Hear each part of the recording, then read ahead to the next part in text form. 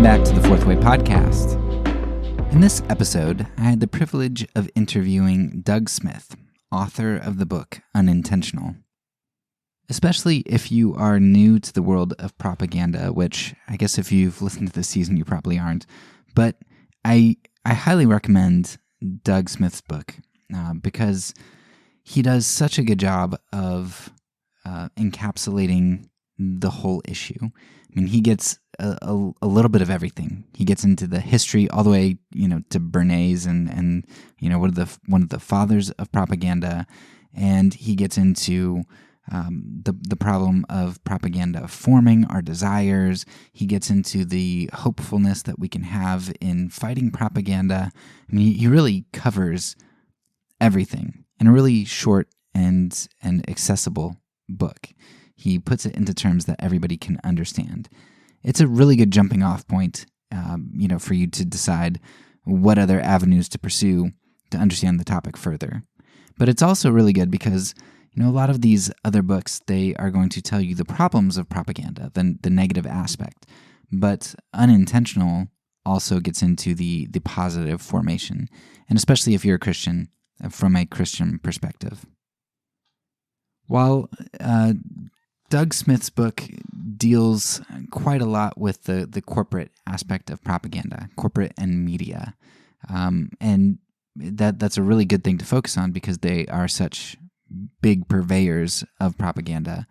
The reason that I am placing this episode here in the season is because Unintentional, so much of its focus is more on the positive aspect of things, on the formation and the discipleship aspect. So the reason I asked Doug to chat with me is because I wanted to talk about the discipleship aspect and the aspect of forming our affections. And sure, all of the forms of propaganda that we've talked about are going to form desires and affections and habits and those sorts of things, but especially corporate propaganda. That's one of the things that we highlighted specifically about corporate propaganda is its ability to form our desires and its focus there. So this was a really good episode to kind of rehash some of the things that we've uncovered in corporate propaganda, but also a good way to introduce us and talk a little bit more about the idea of discipleship and affections and kind of uncover some of our Western individualism and idea that we are intellectual beings apart from the physical and the habitual and all of those things that go into making us who we are. So without further ado, here is my interview with Doug Smith, the author of Unintentional. Again, I want to thank you for being willing to join me in a conversation. I only came across your work a few weeks ago, probably maybe 6 weeks, and it was amazing because I'm already about 2/3 the way through recording this season on propaganda, and when I listened to your book, it was just point after point after point after point that I've researched and discussed and thought through. So it was an awesome jam-packed book that gave a huge synopsis over a lot of the things. But what I really appreciated about your book is that it's easy when you get into propaganda and conspiracies and all that kind of stuff. It's easy to be really negative and to just think our world is so terrible and everybody's trying to manipulate me. But what I really appreciated about your book is that a lot of what you do, the tone is always hopeful. You sound like you're very joyful, and you focus on positives, like, okay, well, what do we do about this? And that's something that I don't find in a lot of other places. And of course, the audiobook is a bonus because I love all of your voices and, from Star Wars and that kind of stuff. So I always love it when the author reads their own book. So could you briefly describe your book and explain maybe what pushed you to write it? Sure. Thank you, Derek. I'm super honored to be on your podcast and to talk about this with you. And I appreciate all your kind words. I did have a lot of fun recording the audiobook. I've been known to break into a Yoda voice at a moment's notice. And so I might do that here. I'm not ready to do that yet, but we'll see.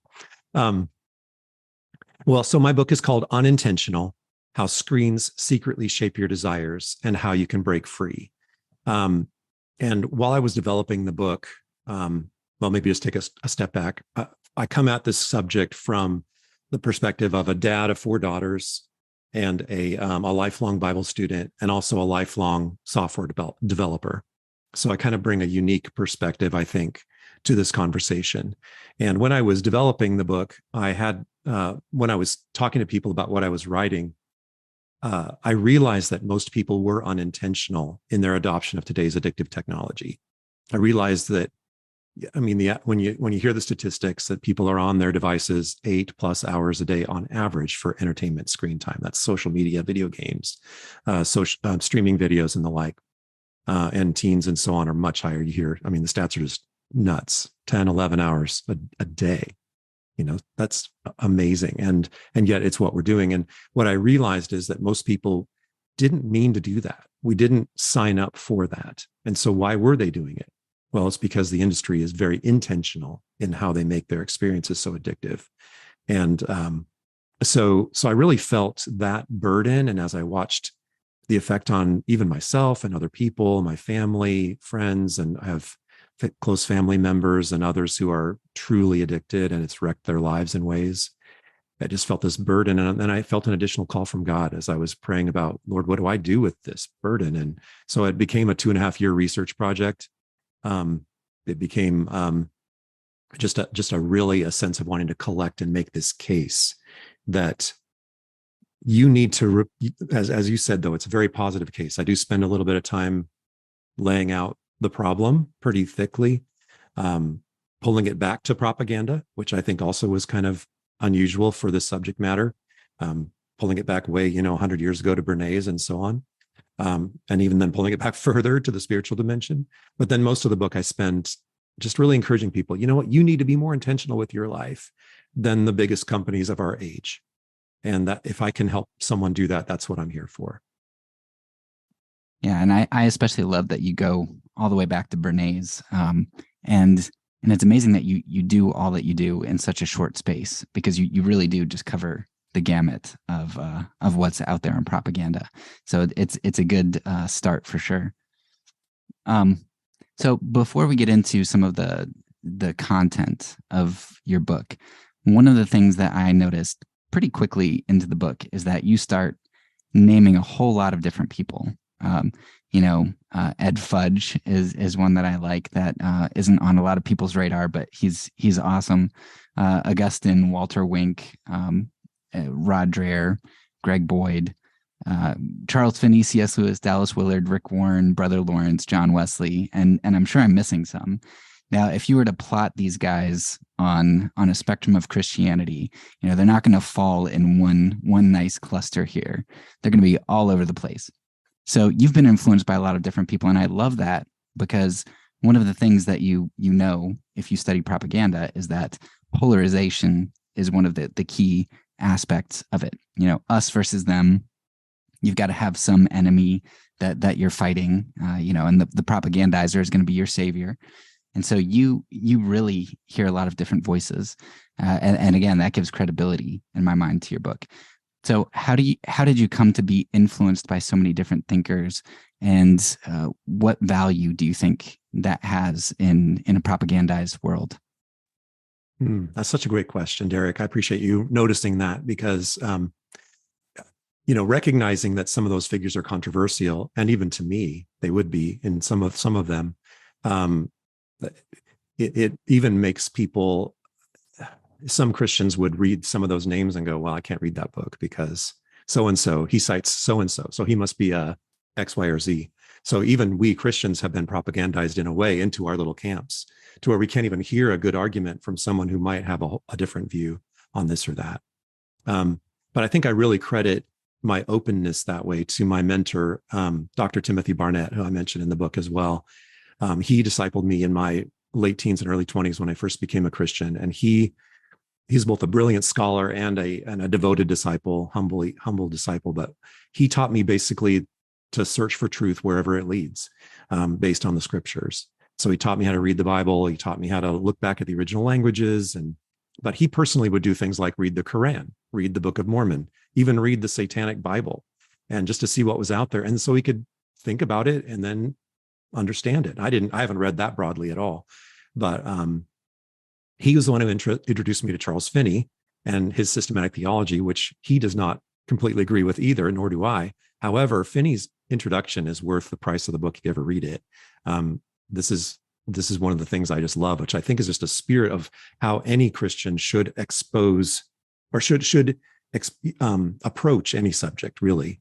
And Finney says, I hold myself sacredly bound not to defend these positions at all events, but on the contrary, to subject every one of them to the most thorough discussion and to hold them and treat them as I would the opinions of anyone else. So he's basically describing what is objectivity. Well, my views should be held out or like this. And if they can't withstand some of the best arguments to them, then we shouldn't hold them anymore. And if we're afraid to subject our views to those things, then what do we really have, right? So I've also engaged with atheists discussions, and a lot of my other love of apologetics. And I've had Christian friends fall away from the faith because they found the new atheist arguments more powerful than Christian arguments. So I've read, Sam Harris and Richard Dawkins and found their arguments lacking. But reading them when you're in their headspace, it can be a little challenging. But I've kind of gotten used to that. I'm one of the guys that loves those 4 views books, 4 views of the end times, 4 views of God's sovereignty, 4 views of hell, and all that. So I just like to know what's out there, and I care very much about what's true. And so I've really exposed myself to that. Yeah, that's great. And that's, I would add to that. I think for me, one of the things reading and listening broadly does is it gives me empathy for the other group. When you're talking about propaganda, again, polarization is huge. And if you can cut some of that animosity that wells up inside of you, that's built up by the propagandizers, it really helps you to kind of come to discussions cordially and respectfully, and really understand that the other person's a human being. And I think that's a huge aspect. And you can tell from your book that you love and appreciate other people. So even people you disagree with. That's so true. I might just mention, I think that we all have some areas, like we're all going to meet our maker and find that we didn't have it all right. But we'll also find out that we didn't have to have it all right. And I think I used to think that when I was early. I love theology. I mean, I love studying things. I love understanding what's true. And I used to think that was the thing. And but what I've come to remember, what I've come to realize is that as Christians, we're not called to unanimity on our beliefs or doctrines or theology. We're called to unanimity of allegiance to God in King Jesus. That's what we're called to be unanimous about. Everything else, and as the world changes more and more, I think those things kind of fall away. I think about Christians who are persecuted really persecuted in China or the Middle East or whatever. They're not arguing about some of the things we argue about, right? Some of our hot button issues that are really, really important that we divide over. They're not dividing over that. They're like, hey, are you with me in this Jesus thing? Sure. Let's be friends. Let's be brothers. Yeah. That goes to that verse, they'll know you're my disciples by your love, your love for one another. And that's been something that's frustrated me for a while now, is that doesn't seem to be at the forefront. It seems to be our doctrinal statement, Very true. So one of the things, you talked about Timothy Barnett, and you talked about intellectuals and your love for apologetics. You seem like an individual who's very focused on the mind. And so I think a lot of people might say, well, then why do you care so much about something like propaganda? Because, those commercials on TV or that come up in between shows, like who would fall for that?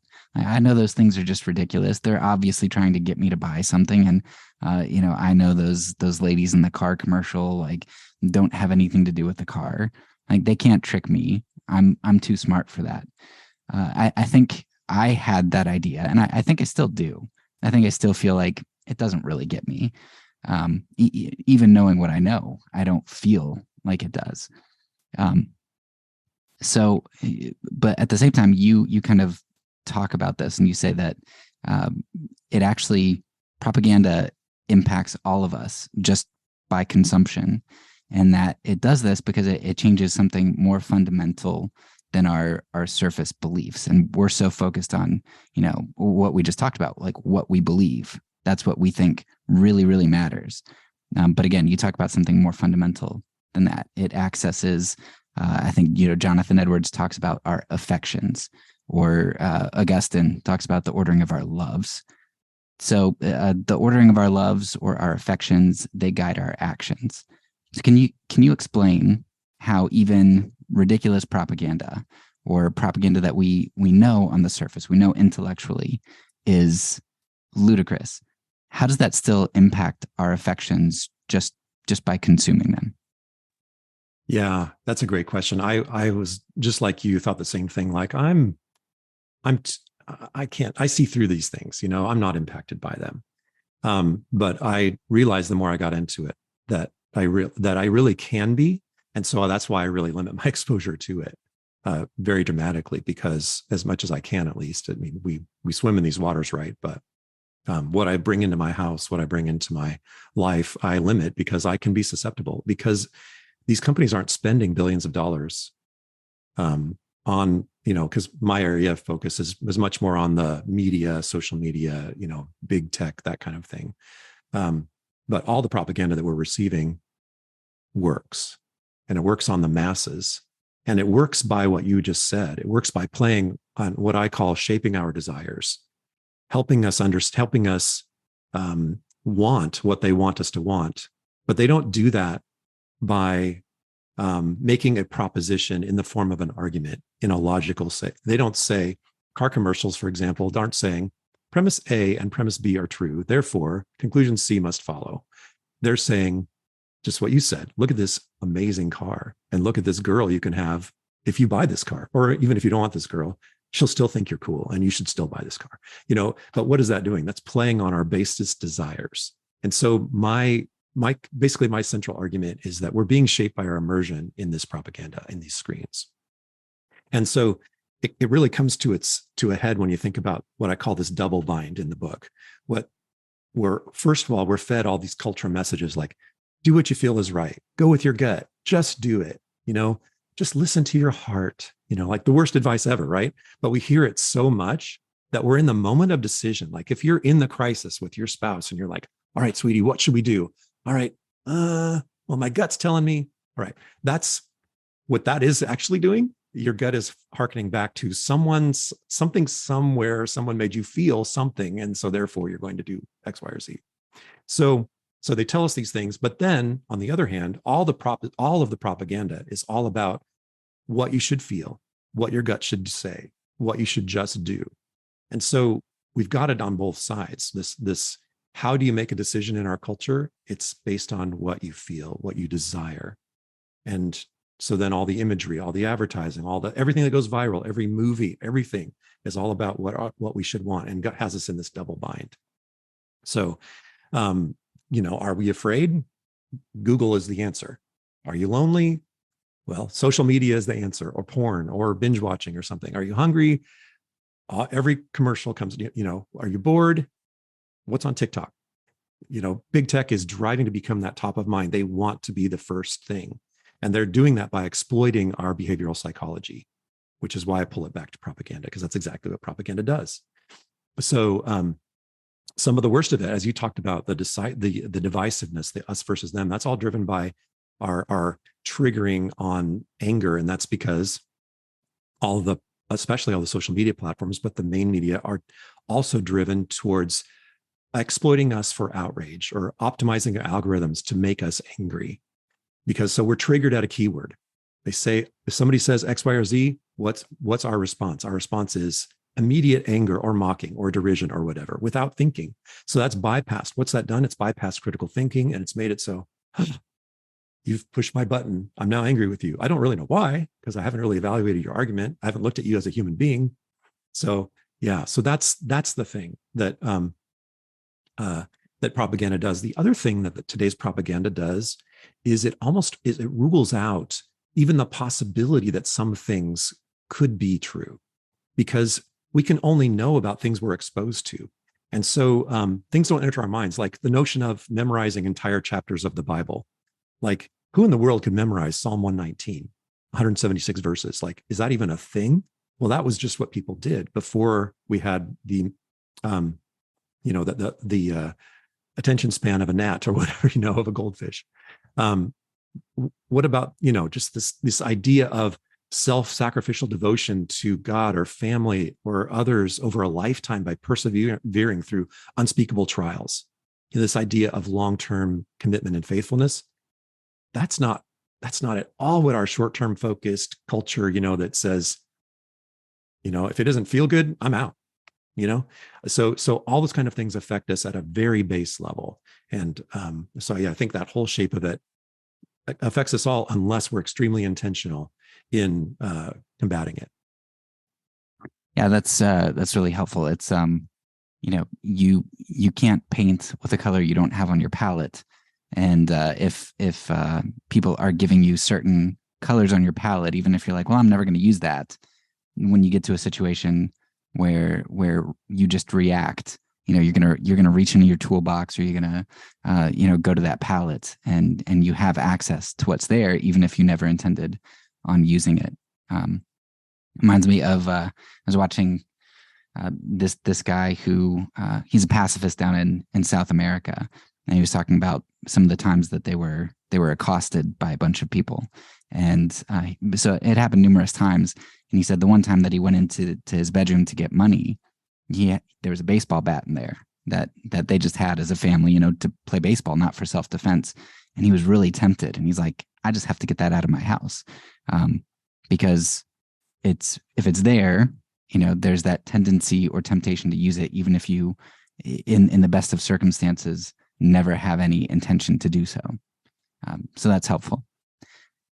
So, we're, like we talked about already, we're a lot of times very focused on individualism, and we're very focused on beliefs. How do we form these colors that we have on our palettes, or these tools that we have in our toolboxes? If we're like, okay, so I would love the idea of memorizing Psalm 119. That's not even on my radar. How do I get it to get on my radar? Like, how do I counter this propaganda? If propaganda is forming these certain habits or affections in me, how do I do the opposite? How do I form affections in myself? That's so good. Such a good question. And that really is the subject of my book. That's what I'm hoping to accomplish by encouraging people to recognize that there is another way. There is, and what's interesting is it's the same way that we've been teaching as Christians for 2,000 years. It's just, it's classic spiritual disciplines. It's, but it's applied to our cultural context. And what I'm trying to, and as you said so well, I'm trying to give people other colors in their palette to understand that this is possible, and people do this. And you don't necessarily have to be Amish, although if God's calling you to be Amish, then I'm not mad at you for that. I think that would be great. But so I think the first thing to understand is to recognize what's happening. And that's why I spend so much time early on in making you aware, and also making you aware of the mechanism, and recognizing that the mechanism works both ways. So, to be clear though, first of all, our beliefs do matter a lot. I'm not saying beliefs don't matter, because like Romans 12, 1 and 2 talk about, be transformed by the renewing of your mind. So the battle for our hearts and minds is waged on the field of our minds. But what we end up thinking about is so driven also by how we feel and our affections and our loves. And so all of that works together. So, so sometimes people who are focused very much on what we think can start looking at us as if we were like disembodied brains in a vat or something, right? Like we're just get the right input and the right output will come. And sometimes, and I've thought of it that way. I'm a software engineer, so that's kind of how I think. But we are fully embodied, and we are one thing, embodied people, embodied creations of God. So we have to recognize that what we do with our bodies matters. And in fact, you had Drew Johnson on, and who I love his work as well, and he's fantastic. And he talks about the whole notion of epistemology. What we know is true really happens from what we behave and how we behave, and that's the biblical model of how we come to know what's true. So what I have learned is that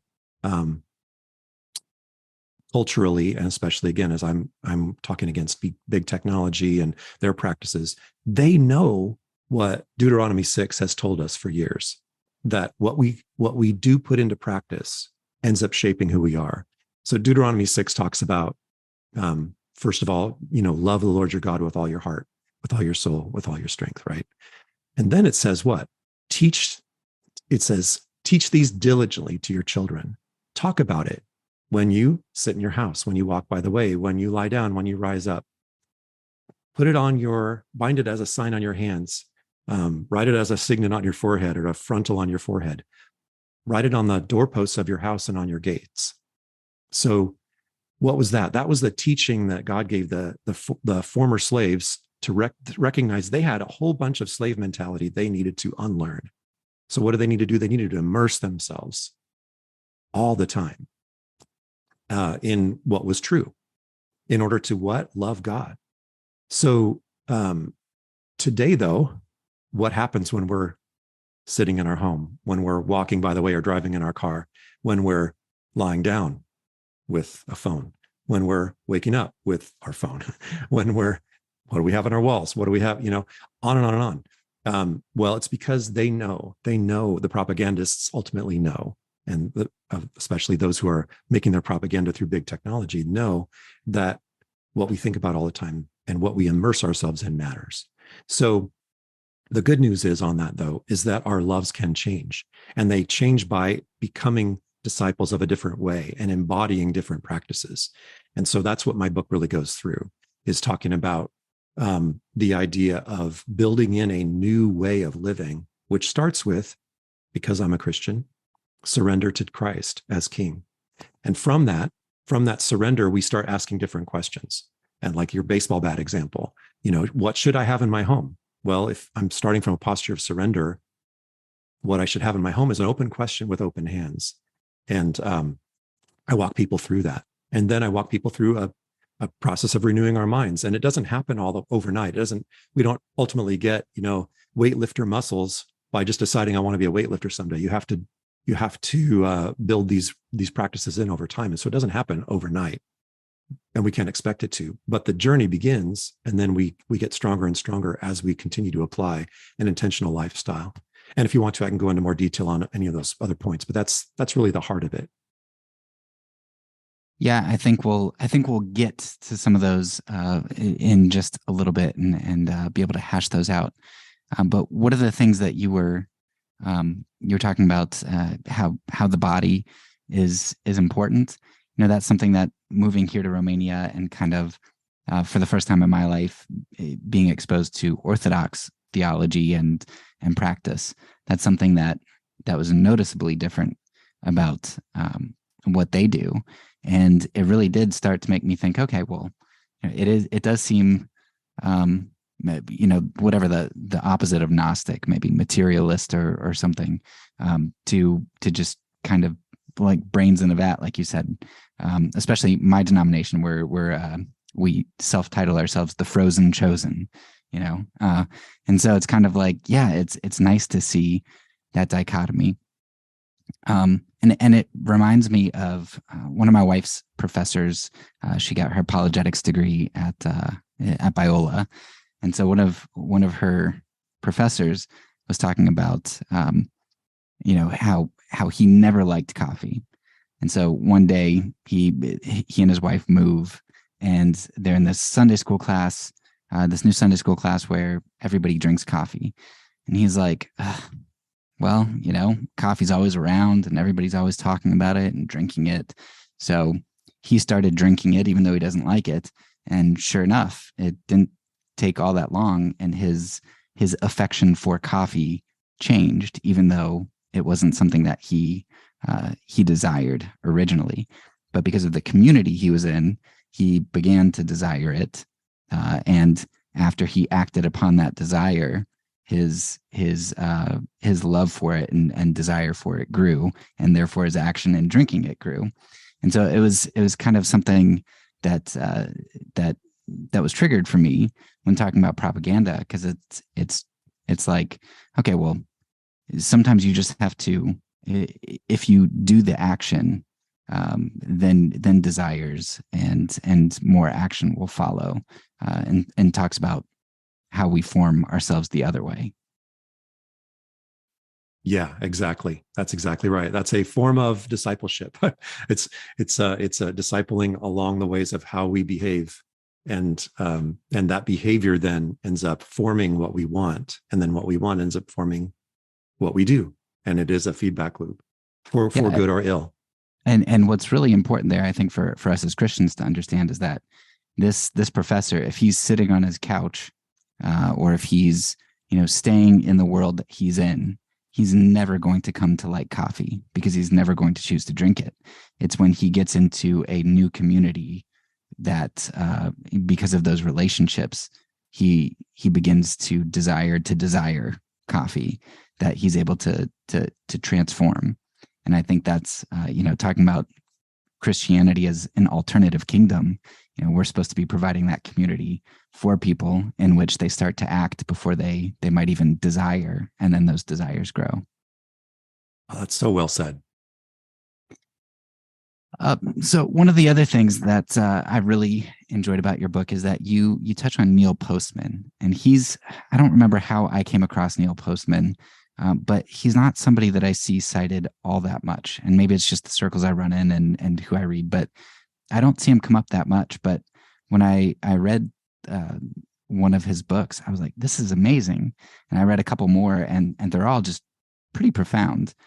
But I think one of the reasons that he maybe gets overlooked is because he's sort of, I would say, maybe more in the vein of Aldous Huxley, so anyway,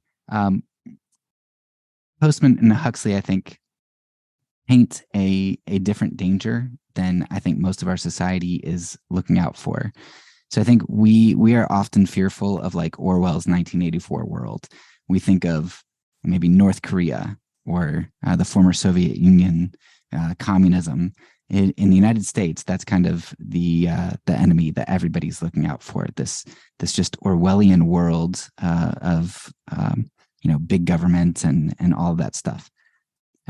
But the Huxleyan world, when I read Huxley, I think last year, I was like, that world doesn't sound all that bad. I mean, you have a really nice life, and you get lots of entertainment, and pleasure is kind of there for everybody. I don't think it seems that bad to most people in our world, in our society right now. So could you maybe explain? There's a lot there, but talk a little bit about Neil Postman and maybe Huxley, and describe that world that is the one that we're probably living in, and why that's maybe just as threatening and dystopian as an Orwellian world. Yeah, thank you for asking that, because you're exactly right. Because even in today's propaganda, we're inclined to view other as the other kind of governments, especially as primarily authoritarian big brother types. So, because we hear this, one of the arguments that's in vogue today is, we should be really nervous about TikTok because we're sending all of our data to China. And so, and China is, of course, all about this authoritarian control. And that's what, that's the messaging that we get. That's very 1984. But here, as Postman cited Huxley, we are really amusing ourselves to death. That's Postman's great work, right? And it's so prophetic, because we're led into pleasures that are literally stealing our lives, our God-given purpose, what we even think about, what we want, what we think we're here for. I talk to, when I talk to parent groups and homeschool groups, I talk to a lot. I talk about them, what they need to prepare their kids for. And are you preparing your kid for a world where basically we live in a theme park? And so your idea is to have as much fun as possible and just be happy and la, la, la. Or are we living in a world that's essentially a battlefield for their hearts and minds? And I make, of course, the argument that we're in a battlefield for your hearts and minds, especially if you take the Bible seriously, right?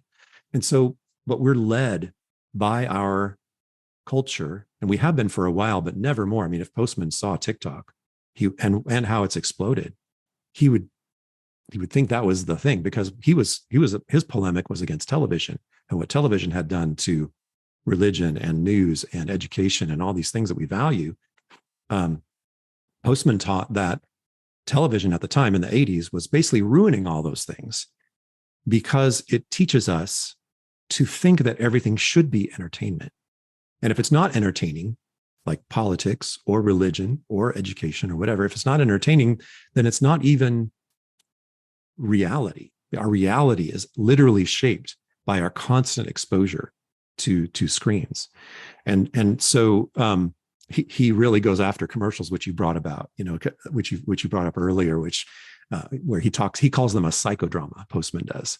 And this notion of, again, commercials aren't about teaching us something in order to make a rational decision.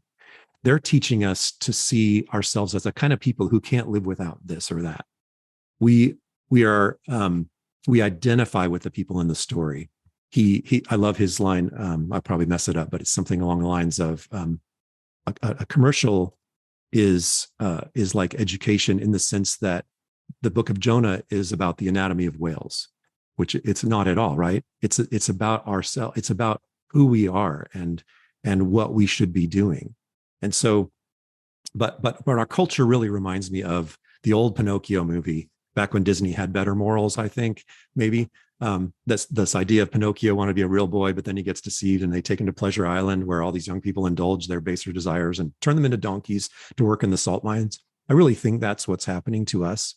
And we see just this crisis in our culture. You think about, well, what's so bad about just feeling good all the time? Well, it's not really, when you pull back the camera, it's not working well for us, even just on a human level, even if you take off the spiritual level. Mental health crisis, especially among the youth, anxiety, depression, suicidality is off the charts. And you can track that right with the trends up of big tech adoption. You can trend these negative effects. We're really in a cultural crisis from even that standpoint. But then if you bring it back to the spiritual, what's the problem with that? Well, we're basically being taught to love the world, the lust of the flesh, the eyes, the pride of life. Those are the things that we live in all day long, or to be worried about that we're not in that. And so we really are being led into an anti-Christ kingdom through feeling good. And again, as we mentioned a little bit earlier, our epistemology really is about, does this feel good to me? Does this feel right? It's not about, is this true? Does this align with reality? Does this align with what God has taught us? Those questions aren't even asked. It's just, does this feel right? And if so, we can be led anywhere. We can be led anywhere they want to take us.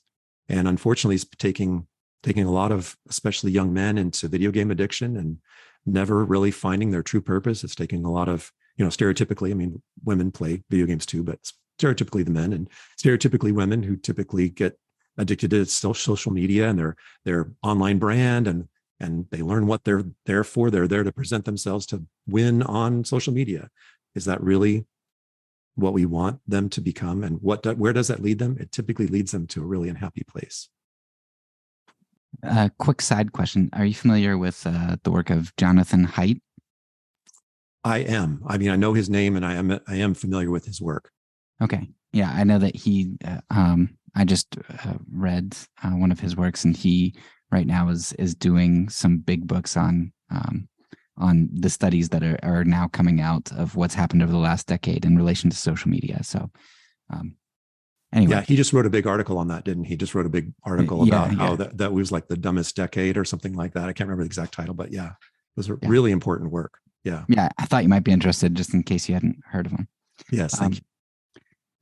So anyway, one of the things that you were saying to kind of play the devil's advocate here, talking about how people in video games or whatever else are kind of in this fictitious world. And I remember from your book, you were talking about this yeah, you're sitting, I think, in a coffee shop, and there's this boy who is looking out of a window at nature in awe, and you thought that it was just so beautiful to see him valuing the real world. Um, I know a lot of people who would ask in our society, well, a virtual world is a real world if that's where I find my value. Okay, the people, the characters I'm playing in that world aren't real, but the joy, the satisfaction, the community with online players, as I'm connected, like that is real because it gives me real experiences and real community, real joy, whatever it is, real pleasure. So how do you distinguish then between what's real versus what's synthetic value, or maybe what is objective value, and this idea that of self-created purpose, which it seems like you would say, yeah, there's no such thing as self-created purpose. I would say that. Absolutely. Yeah. That's such an important question because a lot of people do justify their 8, 10, 12 hours a day in these virtual environments by that very thing. I feel fulfilled doing this. This is what I want to do. So my questions become, well, why does that fulfill you? What discipled you into thinking that, or propagandized you, into thinking that virtual worlds are fulfilling? It's not whoever inspired the heavens declare the glory of God. No, it was the reason you feel that way is that those who profit by the deception that is real, that those virtual worlds are real, are really good at what they do. They've manipulated you into thinking that is true. And so it may feel as true as, but when you pull the camera back and you look at your life, you are literally doing nothing other than being addicted to an experience that is taking you away from your God-given purpose. So what I would say, again, as a Christian, is that when read with an open heart for truth, the Bible tells us that God communicated in Christ by sending him to die for our sins and to rise from the dead. And that is an eternal truth to fall back on. That is the truth. So some people say either God is God or we are God. And so the virtual world side really falls on the we are God side. Like we decide we're God for ourselves, we'll decide our own purpose. But if we decide that we aren't a good God of our own lives and we're looking for the one true God, then we live in his real world. And so when we don't get that real world connection, it literally is killing us. Again, young people are especially vulnerable to that because as we're growing up, our brain actually is changed by the things that we do. So as we are discipled or taught or whatever, especially as young people, so that's why it's so tragic, when young kids get these devices or video games, their brains are literally changed to think that that's all that life is about. And then the part of the brain that was like, could have done other things starts getting trimmed away. And we neural pathways are created and really made really strong in that direction. So, but that isn't good for us and it's causing real harm. So, but even back to your point about, self-created purpose, the Bible talks about our life being like a vapor. We're like a flower that fades. How kind of, I don't know, prideful or how much hubris we have to think that we can appear on earth in this tiny little window of life and think that we know what the purpose of life is. We do seek it out, but if ultimately it's about our own pleasure, it's such an empty thing. And then you can't explain, why would someone sacrifice themselves for another person? Why would someone go to all the kind of trouble, even to be a missionary in Romania, right? Why would you do that unless there was some grander purpose that you and find amazing fulfillment? Why would someone be willing to say, I'm a believer, I'm a true believer even in the face of tremendous persecution? Why would they do that? It doesn't feel good, but it's because they're in a real context that they know the real world, what the real world is for, and is about. And so yeah, when I was finishing up my book on that particular day in the library, and I saw that child just open his mouth so wide and look out in this beautiful landscape, it brought a tear to my eye because it was so beautiful and so rare.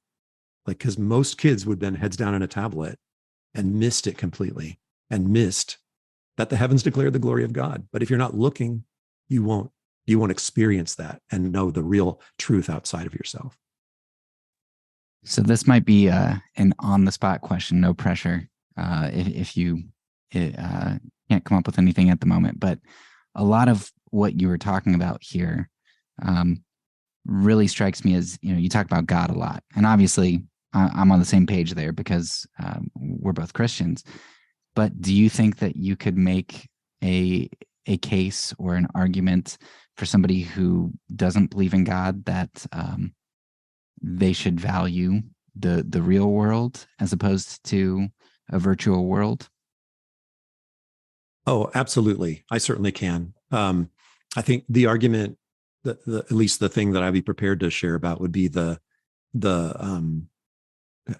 human flourishing angle, the idea of, okay, so say you're an atheist, you're a materialist. Well, you're going to want to at least care about what's healthy, right? What is most likely to produce ongoing propagation of the species, right? So what we're doing is we are destroying the next generation. And the data, if you just look at the data beyond the propaganda and look at how our kids are not doing well, they're suffering. They're not becoming the next generation that can withstand anything. They need at the slightest provocation, they're triggered into anxiety. Kids who go into a store without their phone, and they need to possibly, if they were to ask, they can't find whatever they're there to look for. They can't find the soda pop. Well, instead of asking somebody, they can't have a face-to-face conversation. So they run out in anxiety and end up not buying anything. This is not, and again, from a purely, if you just look at a materialistic or even a world organization standpoint, do you really want to organize your world where the most powerful corporations in the world are exploiting billions of people around the world for their profit to their expense, and objectively look at what's happening to these people and how they're being, where are we in 20 years if we continue at this rate? We're not here. Would be my contention to someone. You might want to find God sooner than later, because we're blowing ourselves up here, guys. So there's not a lot of hope if we continue down this road. We're at the road of, did you see the Pixar movie WALL-E? Yeah, I did. I mean, that is a prophetic movie, I think, in terms of if 700 years in the future, I don't think it would take that long. But basically, we've destroyed the planet. We've optimized ourselves to where we just do everything on a screen. And we are those people floating around on those chairs that, because we can't walk and we don't even know that we should. They live in a virtual world, in a spaceship above the earth, because we've destroyed the earth, because we stopped looking at the earth because we're on our screens all the time. So I would say all those kind of arguments really would form, for me as an atheist, I'd be like, you know what? This isn't working. The real world is really much better.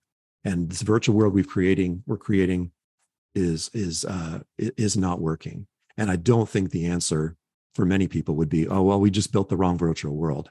I think it's in the nature of building virtual worlds, especially those that are controlled by exploiting people, exploiting their behavioral psychology and causing them to be addicted to your products, so that you get everybody in this virtual world. Yeah, good answer. And that probably goes back to before we started recording. You talked, or no, I guess it was after we started recording, talk about you were reading Sam Harris and some of the other new atheists. So that would, they get a lot into human flourishing. So great. So just a perfect example in episode of how reading broadly, even with people you disagree with, can help you to understand their arguments and where they're coming from. So one of the things that kind of,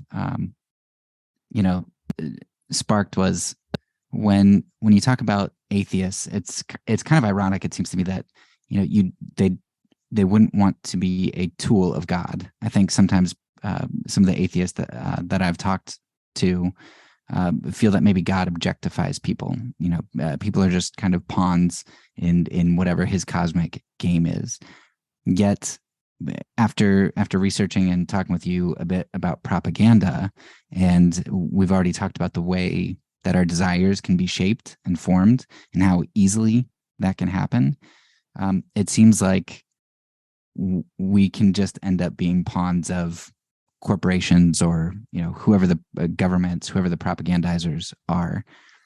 So people today often view their desires as their identity. This is especially true in the sexual realm. With however I identify, that's very important. That's a core part of who I am, my desires.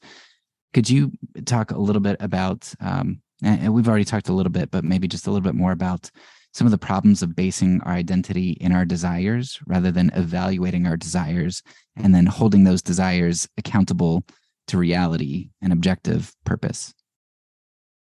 Yeah, I really do think that's an important question, because that is, again, another one of the very, very strong cultural messages that we hear all around, and that we're exporting all around the world, is this idea that however you feel forms your identity. And I think it's two things that are there. One thing is that our desires are much easier to shape than other things about us.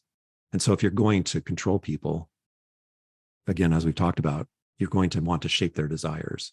But the other thing is, we all care about our identity. We're all here seeking, who are we? These are fundamental questions that people have asked forever.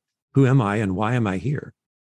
And so if we can provide a quick answer, an easy answer, which is, hey, check on Tumblr or Reddit or Instagram and find out what you feel and find out your identity from here, or go deep inside yourself and find out what you are. And there's no tie to this objective reality, to the fact that we are in a real world. We are flesh and blood. We are here. And there is a context in which we live that's there to be discovered. So it's a very, very shaky foundation when you base your identity on your desires, because when you really think about it, our desires really are the most changeable thing about like our mental makeup.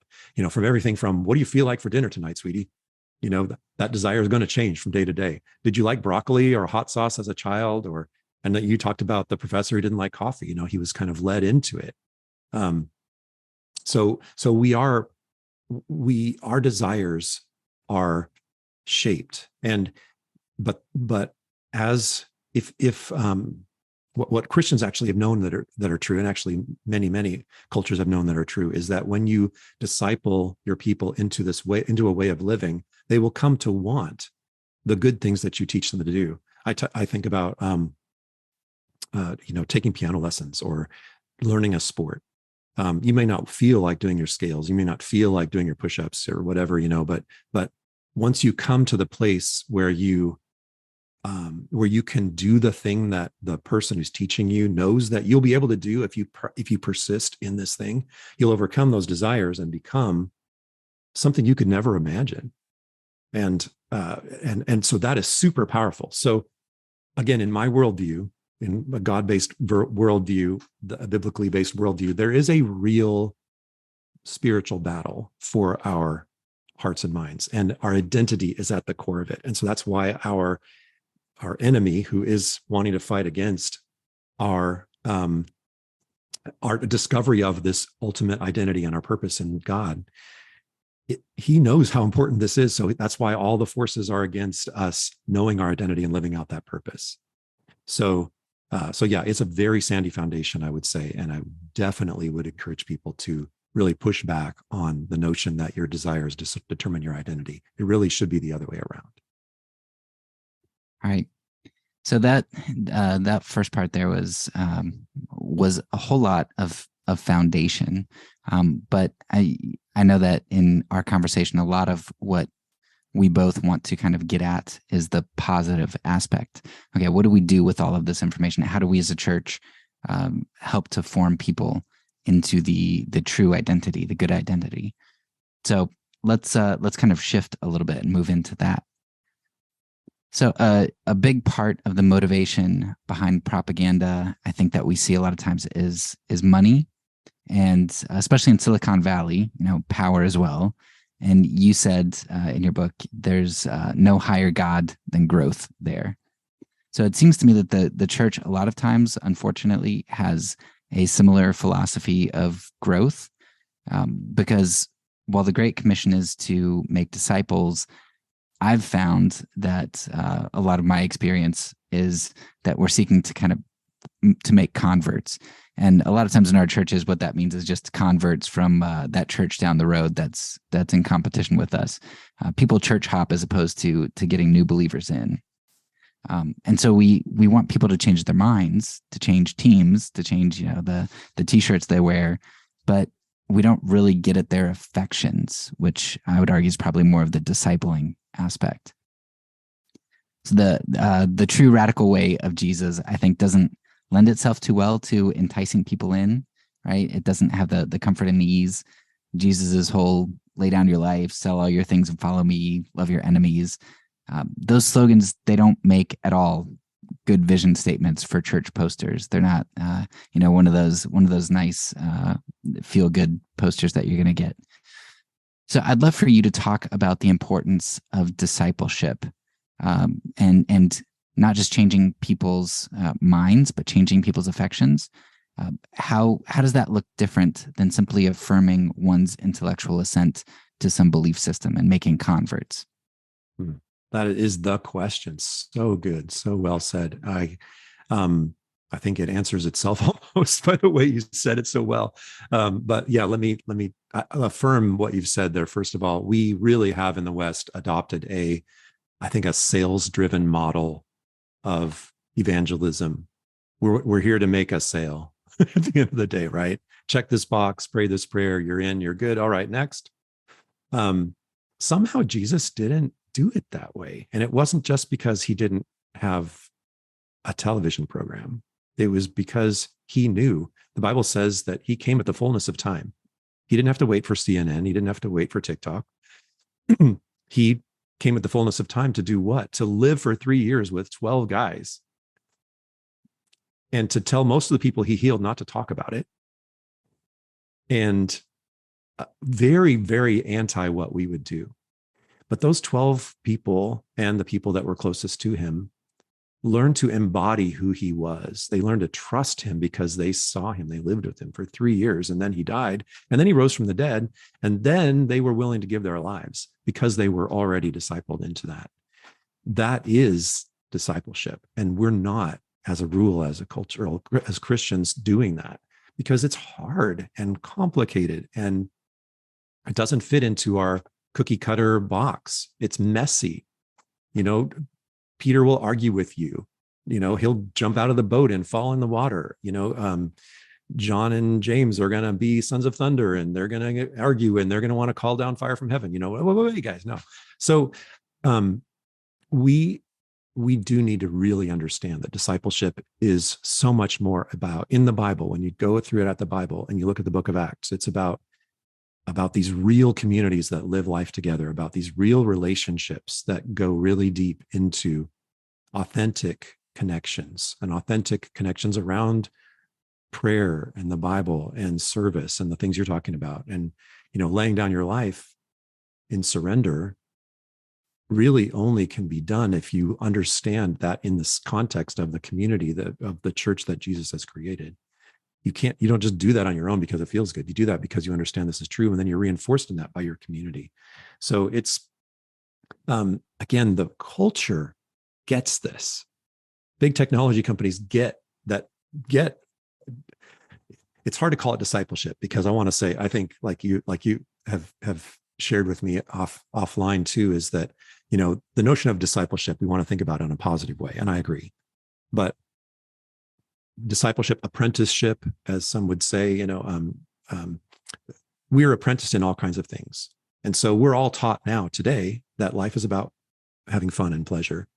It's all about, and a lot of that is about having a lot of money and having a lot of power.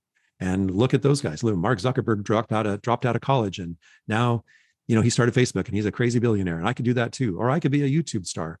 Or whatever. These are the kinds of things that are forming because we're being discipled into thinking that's what life's about. And the church goes, oh, well, everybody's on TikTok. I should probably go on TikTok too. Or everybody's on Instagram. I should probably, that's where all the kids are. Let's run our youth group on Instagram.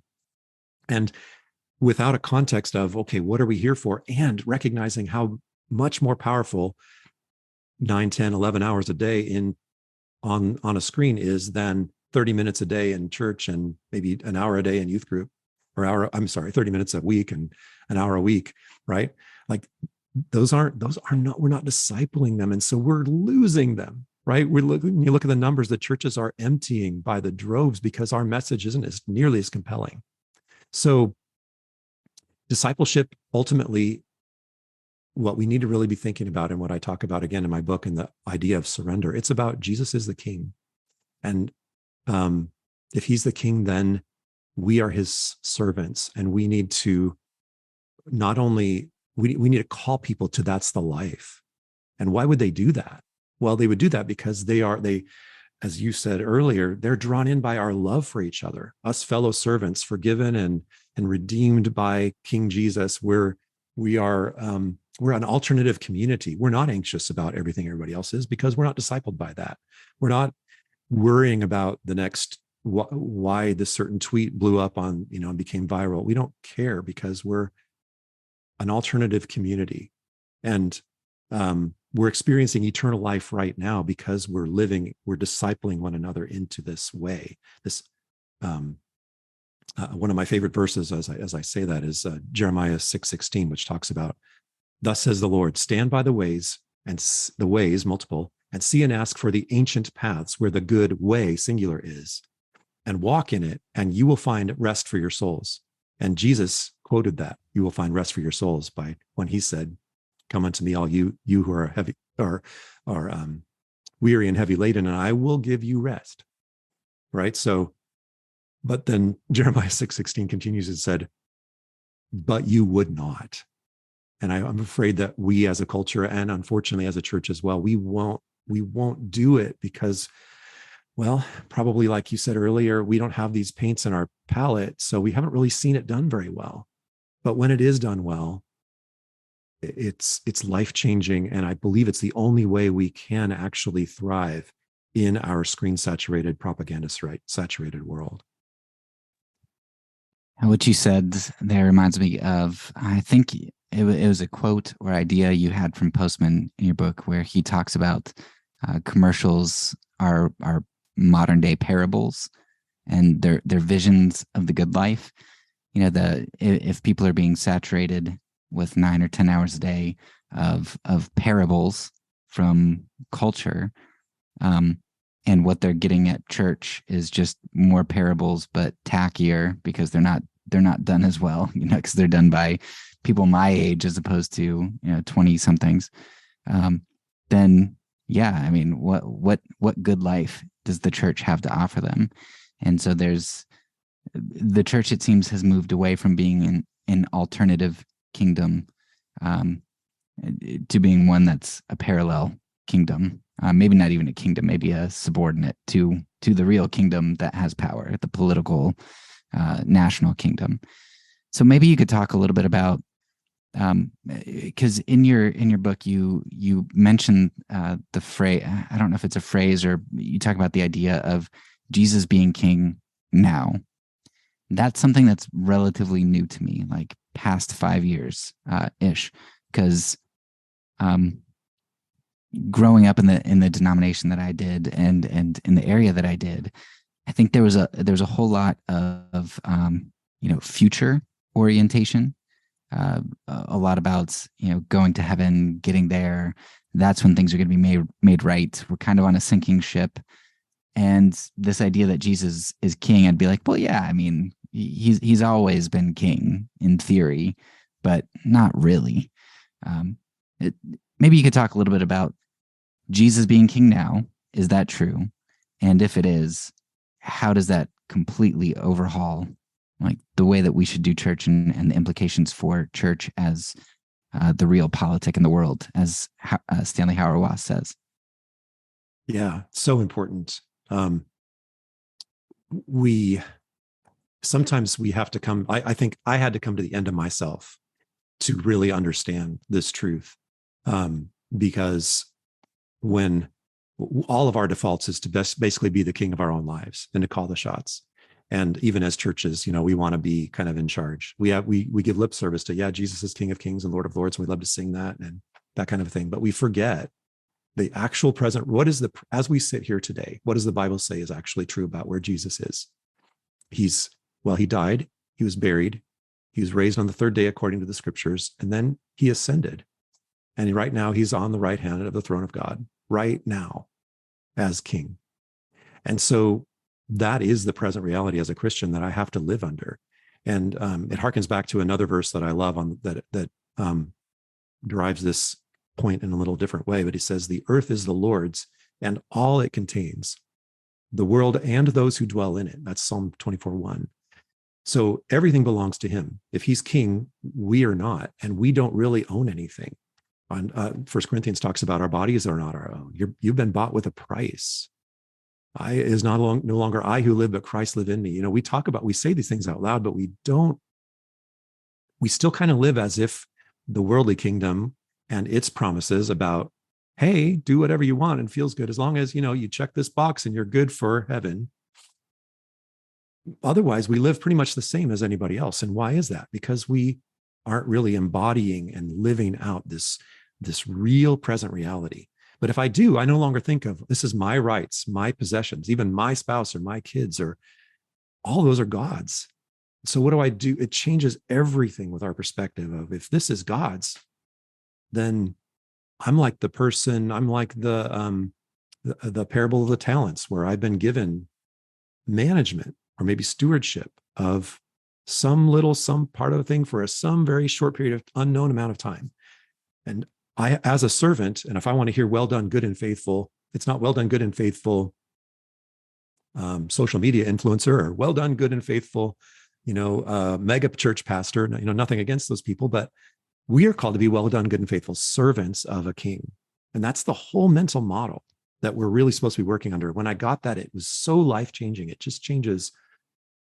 It's a present, constant reality that really does inform my interactions with almost everything. I get much less worked up about whether I'm getting my way over this or that. It's like God is in charge. This is God's world.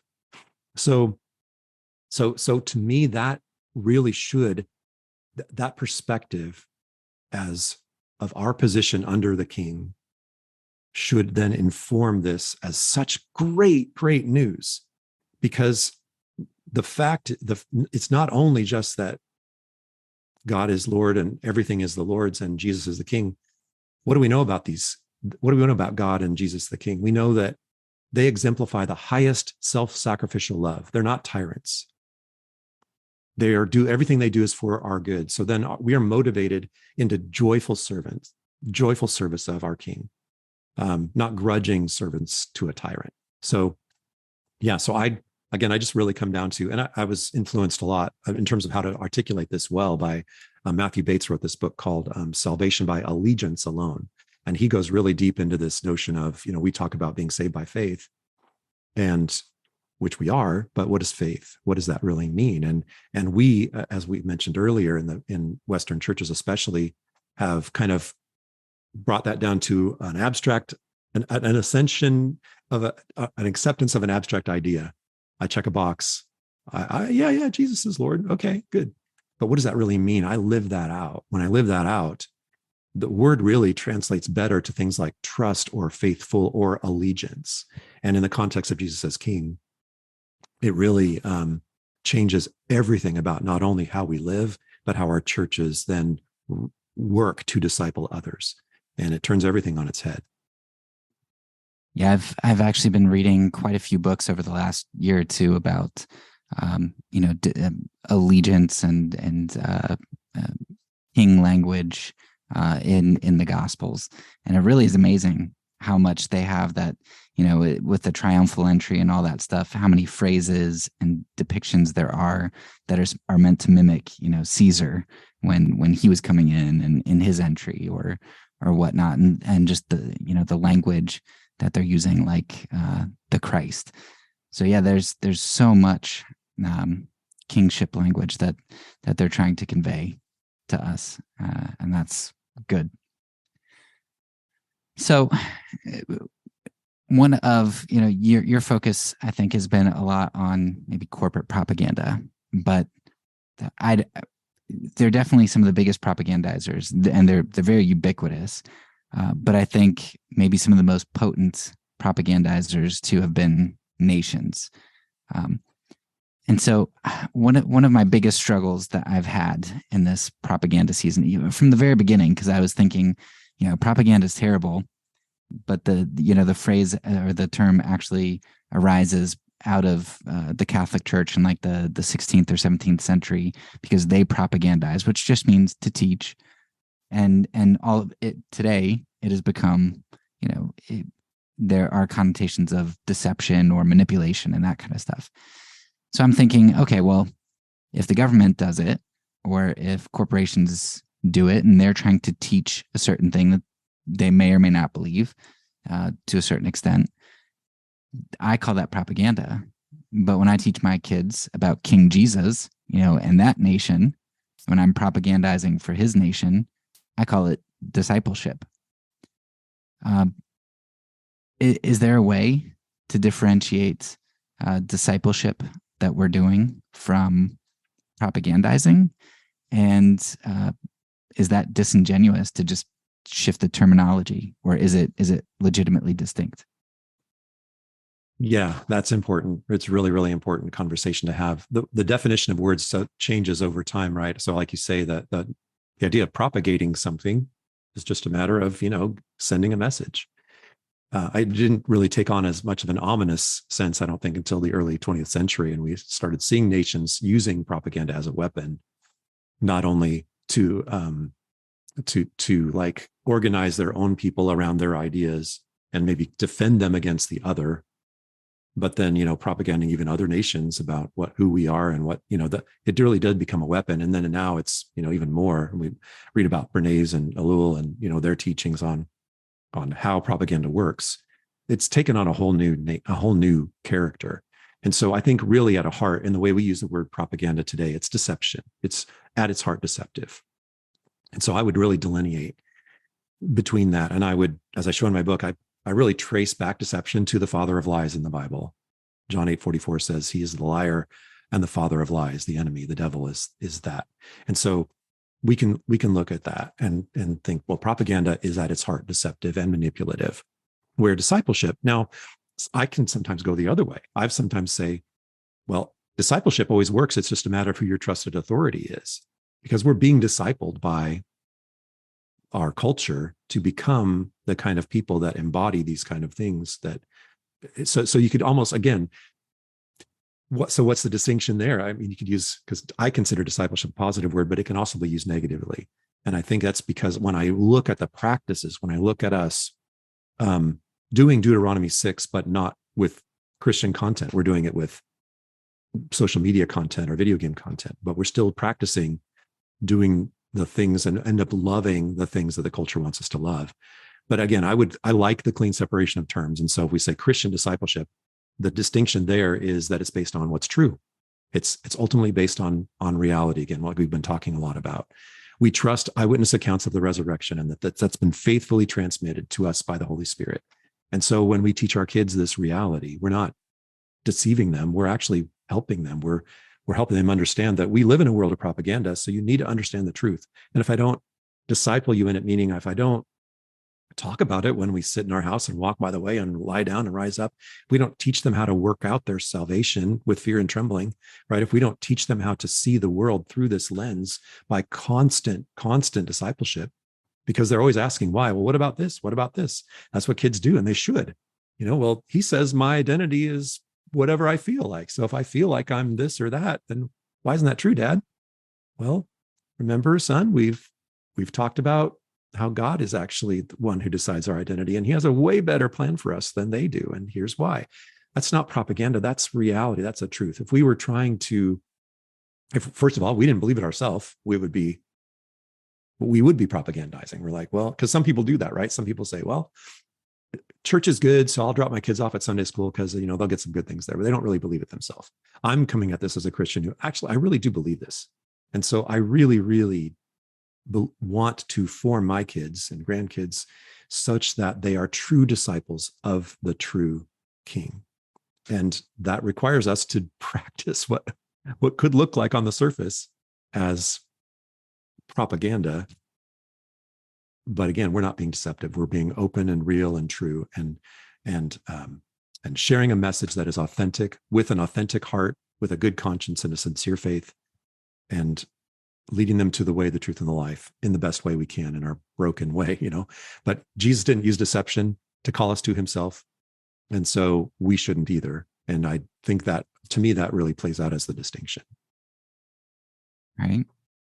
Last question that I have for you, and then maybe there'll be something else that you want to chat about quickly.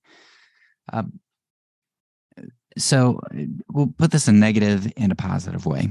Let's say there's somebody who's listening who says, "Man, I'm one of those people who spends 10 hours a day on my phone, and I want to stop, but I can't see how I'm actually going to stop."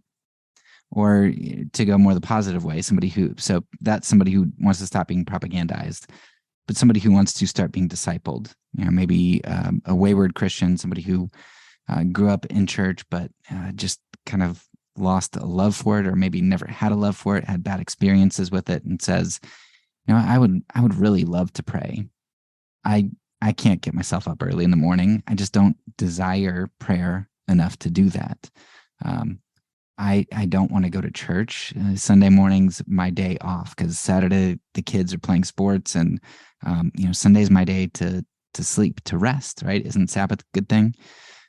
So how would you maybe counsel somebody who's trying to break free from propaganda? What actions should they take?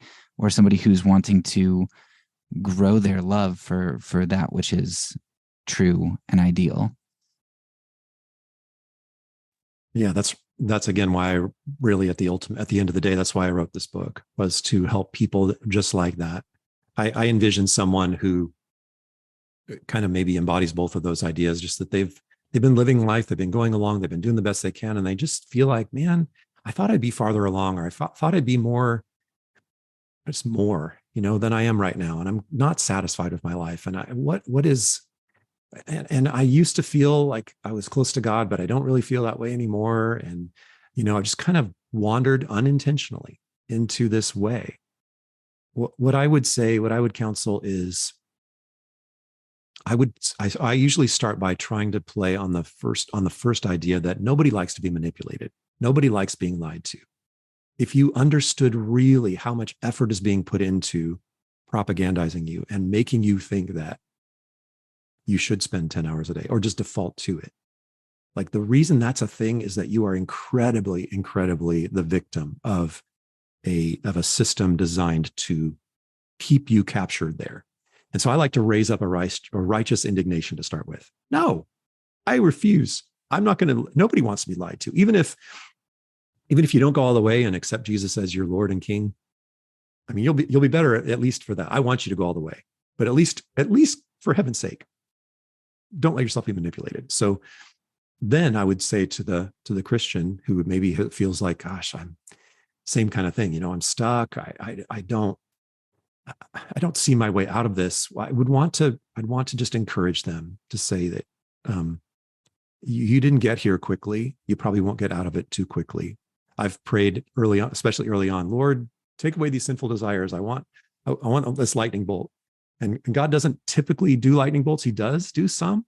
I've known many miraculous things that God has done, but stories of people who are delivered from things just instantaneously. But a lot of times it's what we call discipleship. It's the slow daily walk, and that you look back over 10 years and go, wow, I've been walking, I've been doing this, and I'm different. I'm changed. And so to the person who, I can't pray, I don't want to really feel like going to church, I would encourage you to just, first of all, understand those desires that you feel today probably, or maybe, aren't necessarily desires that were planted there for your good. And even if those are your desires, they can change. And God has a great way of doing that. I would encourage a Christian also to understand that there is this battle. If you read the Bible, and it's an uncomfortable subject to a lot of people, but Jesus went into the wilderness for 40 days and was tempted by the devil. Jesus believed in the devil, right? Again, we don't like to talk about that. It's uncomfortable. But the fact is, if there is a devil, he's been tempting us since the garden. He's been telling us lies since the garden. And he's be telling, if your time wasn't so valuable, he wouldn't be wasting all of this effort to try to get you to use your time differently. And so I would encourage you in that standpoint, maybe motivated by, you know what? I don't want to fall for that. I want to know the truth and walk in it. And God is waiting there with open arms. And so just start. Don't try to do it all at once. I wouldn't say. And that's why I call these biblical practices in my book. They're daily practices. It's a constant daily. Every day I have to surrender something new. Every day I have to remove something else. Every day I have to renew my mind to something, or look at my habits, or pursue my purpose in a better way. Those are the 5 things I teach people as biblical practices. But it's a day at a time, battle at a time, gracious, loving relationship that we have with God, that when we show up every day and say, Lord, I am yours. What would you like me to do today? How can I live for you as you are the Lord and I am your servant? Well, the next thing will be the next right thing. And then until finally we'll come and find ourselves, wow, you know what? I'm actually praying every morning for 15 minutes a day. How did that happen? Just, it happens one step at a time. Or I'm going to church every Sunday, and if I miss a Sunday, wow, I really feel like I've missed something. Why? Well, we've been transformed, and that can happen. So I would just encourage everybody to be open to it, recognize there's a battle for your heart and mind, and just be open to being led by him into that better place. All right. Thank you. Is there anything that you would like to add to this conversation, or anything you feel like we missed, or something that you think would be vital to plug in? Well, I feel like we've really covered a lot of ground, Derek. I sure appreciate your preparation and thoughtfulness around it. If anything we've said has not led people to think there's hope in our world, in the face of overwhelming propaganda from all corners and lots of things that are broken, I would just say, I'm sorry because it is really easy to go negative. But in my book, I'd spend most of the time being positive and encouraging. And so I really want to leave everybody thinking there's a way, and there's a better way, and it's there and it works. And it's really wonderful when you're living in the intentional life that God made you to live. You'll never feel, going back to our desires, your new desires will be so positive when they line up with the reality that God wants you to walk in. And you'll just be so joyful and grateful because of all of that. And so I'd want to leave everybody with the hope, and that I would encourage them to just be more intentional with their lives than anything else. All right. Well, thank you again for joining me. I appreciate it. Thanks for having me, Derek. It's been a pleasure. That's all for now. So peace, and because I'm a pacifist, when I say it, I mean it.